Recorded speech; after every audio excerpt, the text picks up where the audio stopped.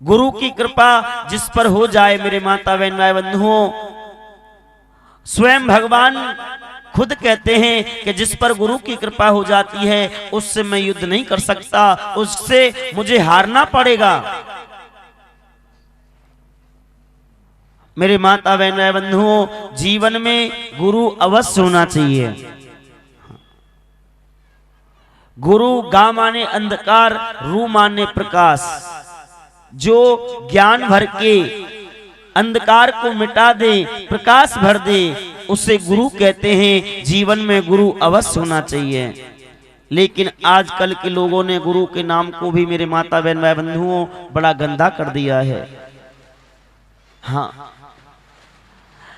मेरे माता बहन भाई बंधुओं, पहले तो प्रयास करो कोई गुरु मिले। अगर आपको ना मिले तो मैं तो आपसे यही कहूंगा, आप मेरे ठाकुर को अपना गुरु बना लीजिए, मेरे गोविंद को अपना गुरु बना लीजिए और उनका नाम जप करिए।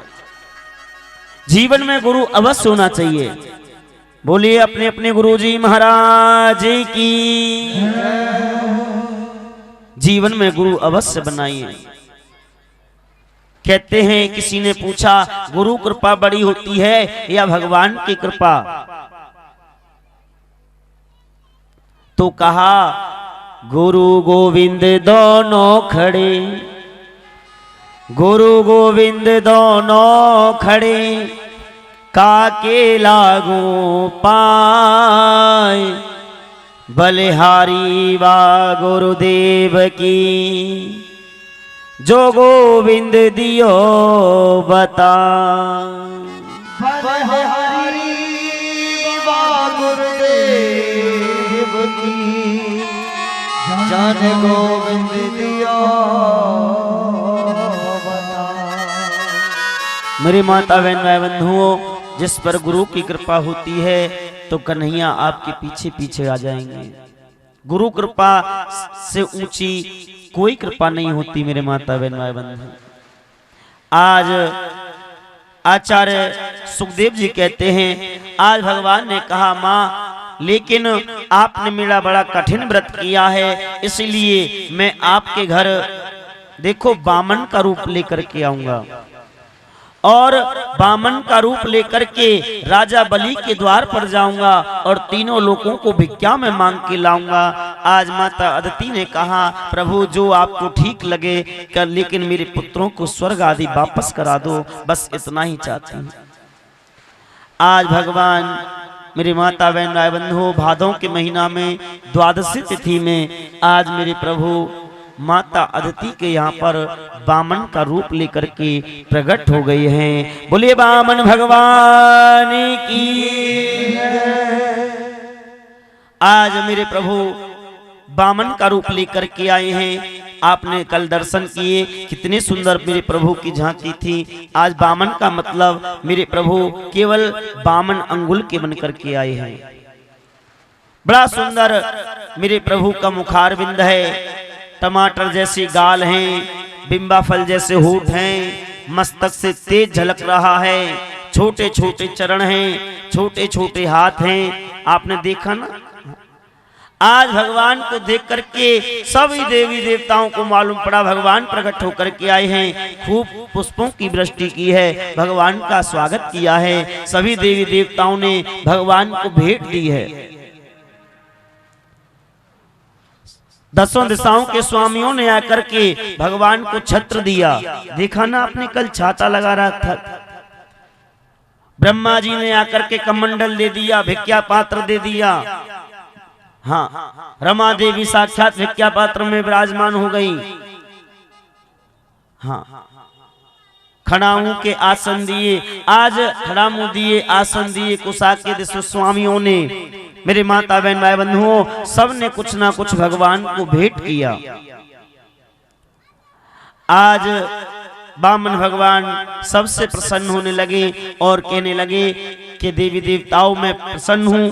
आज बामन भगवान का जनेऊ संस्कार हुआ मेरे माता बहन भाई बंधुओं। जनेऊ संस्कार आपने देखा होगा, जिस बालक का जनेऊ होता है वो भीख मांगने के लिए जाता है ना। जो भी भिक्षा में मिलता है अपने गुरुदेव को देते हैं। जिस समय जो जनेऊ करा रहा होता है वही गुरुजी होते हैं, उन्हीं को देते हैं। आज गुरुजी ने भी कह दिया मैं छोटी मोटी भिक्षा से प्रसन्न नहीं होऊंगा, अगर मुझे प्रसन्न करना है तो राजा बलि के द्वार पर जाइए और तीनों लोगों को भिक्षा में मांग करके लाइए, मैं प्रसन्न हो जाऊंगा।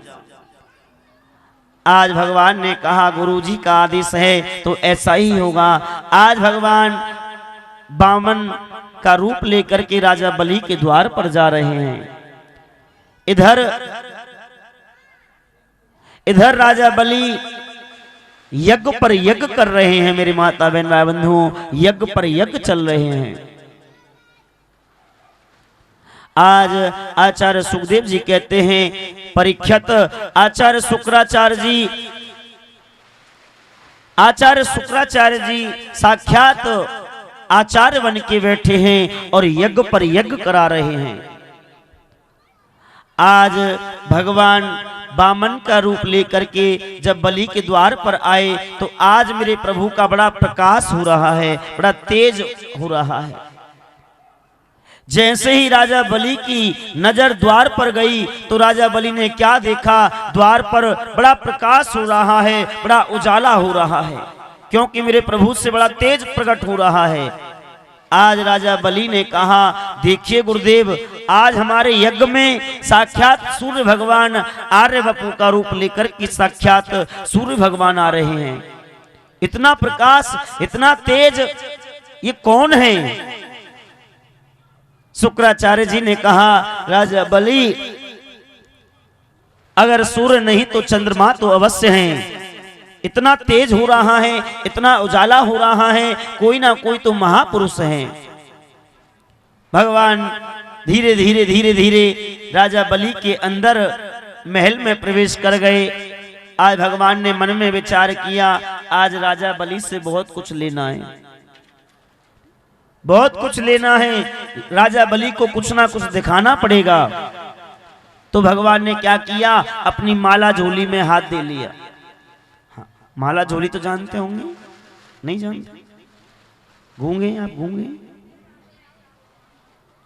बोलो राधे राधे, जोर से बोलो, और जोर से बोलना पड़ेगा, पूरी शक्ति लगानी पड़ेगी मैया जी। एक बार आपको प्रेम से भी बोलना पड़ेगा। आज भगवान ने माला झोली में हाथ दे लिया और सीधे राजा बलि के द्वार पर जा रहे हैं। राजा बलि ने देखा, शुक्राचार्य जी ने कहा कि देखो राजा बलि।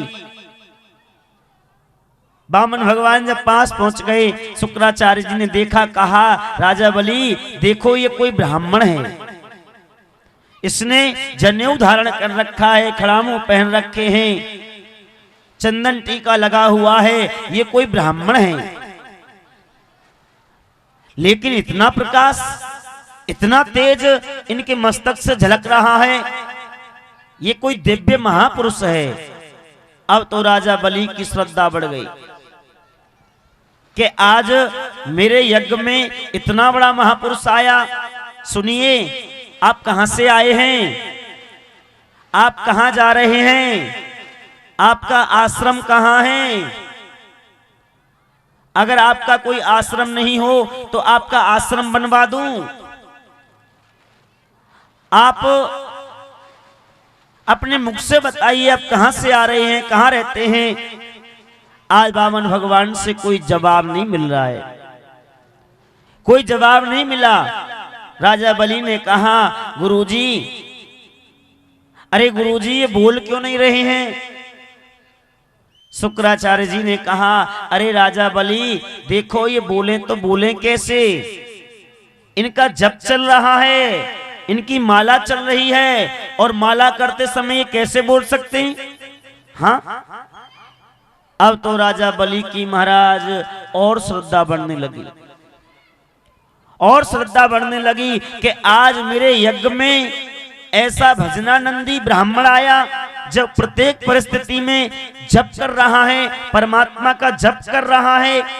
अब तो राजा बलि कहने लगा सुनिए पंडित जी, आप कहां रहते हैं? आपका आश्रम कहाँ है? आप ब्राह्मण हैं, आज मेरा मन हो रहा है मैं आपको 10,000 गाय दान में दे दूं, आज 10,000 गाय दान कर दूं आपको, आज मेरा मन कह रहा है। मैं अगर आपका आश्रम नहीं है तो सोने से बना करके महल आपको दान में कर दूं, लेकिन मैं आपके श्री मुख से सुनना चाहता हूं। आप आज मेरा मन हो रहा है मैं आपको सब कुछ अपने आप को लुटा दूं। आज मेरा यज्ञ सफल हो गया है, आज मेरा कुल पवित्र हो गया, आज भगवान का भजनानंदी ब्राह्मण मेरे यज्ञ में आया, आज आप कुछ ना कुछ लेके जाइए। बामन भगवान ने कहा, अपनी माला को पूरी कर लिया और राजा बलि से कहा, अरे राजा बलि, तुम ही राजा बलि हो? बोले जी प्रभु, मुझे ही राजा बलि कहते हैं। आज आचार्य सुखदेव जी महाराज कहते हैं, परीक्षित आज बामन भगवान को सब कुछ लुटाने के लिए राजा बलि तैयार है। राजा बलि से कहा, सुनो राजा बलि, तुम दान की बात करते हो, इस इच्छा को मैं तुम्हारी को पूरी नहीं कर सकता। हाँ, तुम दानी हो, लेकिन तुम्हारे बाबा, तुम्हारे पर बाबा, तुम्हारे पिताजी विरोचन, वो भी बड़े भक्त थे, वो भी बड़े दानी थे। तुम्हारे पर बाबा प्रहलाद, हाँ, वो भी मेरे बड़े भक्त थे, वो भी बड़े ज्ञानी थे। लेकिन राजा बलि, तुम दान की बात करते हो, इस इच्छा को मैं पूरी नहीं कर सकता। राजा बलि ने कहा, आप पूरी क्यों नहीं कर सकते? आप तो ब्राह्मण हैं और ब्राह्मण का काम तो दान लेना है। हाँ मेरे माता बहन भाई बंधुओं, ब्राह्मण को बताया दान लेना, लेकिन दान के बदले मेरे माता बहन भाई बंधुओं ज्ञान दे, दान के बदले ज्ञान दे, भगवान के चरणों में प्रेम करा दे, तो ये दान देना भी हमारा सफल हो जाता है मेरे माता बहन भाई बंधुओं।